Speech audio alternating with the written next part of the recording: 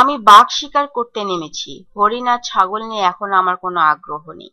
আজ মঙ্গলবার দুপুরে এভাবেই চলচ্চিত্রের বর্তমান অবস্থায় নিজের অবস্থান নিয়ে বললেন মিশা সওদাগর, চলচ্চিত্র শিল্পী সমিতির সভাপতি। চলচ্চিত্রের শীর্ষনায়ক শাকিব খানের ব্যাপারে চলচ্চিত্র শিল্পী সমিতি কঠোর সিদ্ধান্ত নিতে যাচ্ছে। এমন সিদ্ধান্তের বিরোধিতা করে তিনি বলেন, আমরা এখন চলচ্চিত্রের যৌথ প্রযোজনার নামে যে যৌথ প্রতারণা হচ্ছে তা নিয়ে আন্দোলন করছি। এর একটা ফলাফল আমরা বের করব।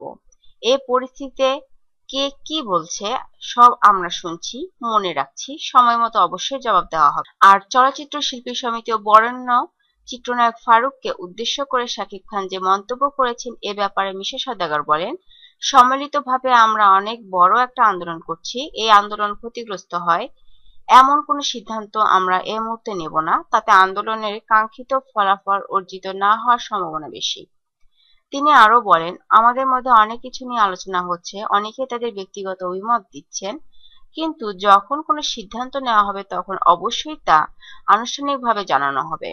গত রোববার সন্ধ্যায় রাজধানীর একটি রেস্তোরাঁয় প্রদর্শক সমিতি এবং বুকিং এজেন্ট সমিতি যৌথভাবে আয়োজিত এক সংবাদ সম্মেলনে চলচ্চিত্র শিল্পী সমিতি আর চিত্রনায়ক ফারুককে উদ্দেশ্য করে শাকিব খান বলেন, এতদিন কোথায় ছিলেন সাহেব?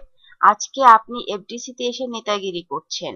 চলচ্চিত্রের দুর্দিন তো অনেক আগে থেকেই চলছে, তখন তো আপনাকে দেখা যায়নি। নতুন কমিটির সাথে সাথে ঘুরছেন আপনি।